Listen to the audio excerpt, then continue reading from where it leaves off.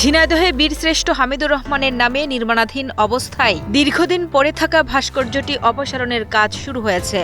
সংশ্লিষ্টদের দাবি, ভাস্কর্যটির অবয়ব বীরশ্রেষ্ঠ হামিদুর রহমানের প্রকৃত প্রতিকৃতির সঙ্গে মিল ছিল না।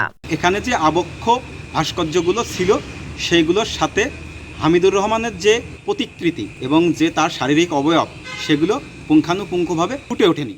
যে প্রকৃতির মাথা নাই মুন্ডু নাই, এটা আমরা কি করে বুঝবো যে এটা হামিদুর রহমানের প্রতিকৃতি?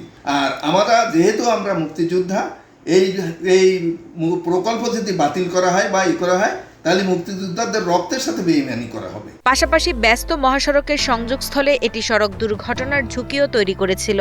হ্যাঁ, এখানে এই গাড়ি যাওয়ার জন্যই এখানে সমস্যা হয়।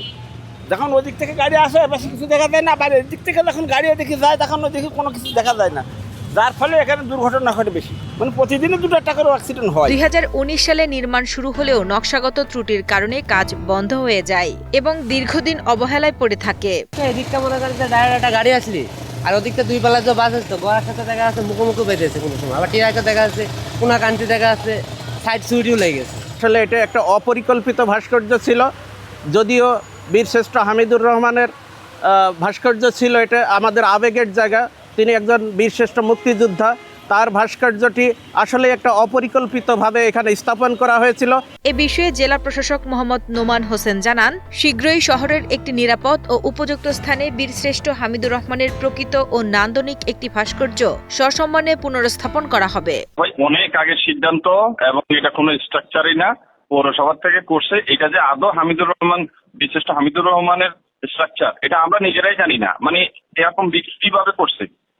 এটা একটা গ্রুপকে এটারে একটু উস্কে দেওয়ার চেষ্টা করতেছে আর কি, বুঝছেন কিনা বিষয়টা?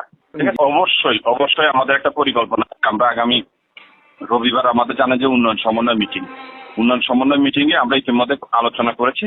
আমরা হামিদুর রহমান সাহেবের একেবারে অদক্ষ মূর্তি, উনার চেহারার সাথে যাতে মিলে এবং কোন রকম যাতে বিকৃত না হয় এরকম একটা আমরা স্কাল্পচার স্থাপন করব। বর্তমান যে আপনি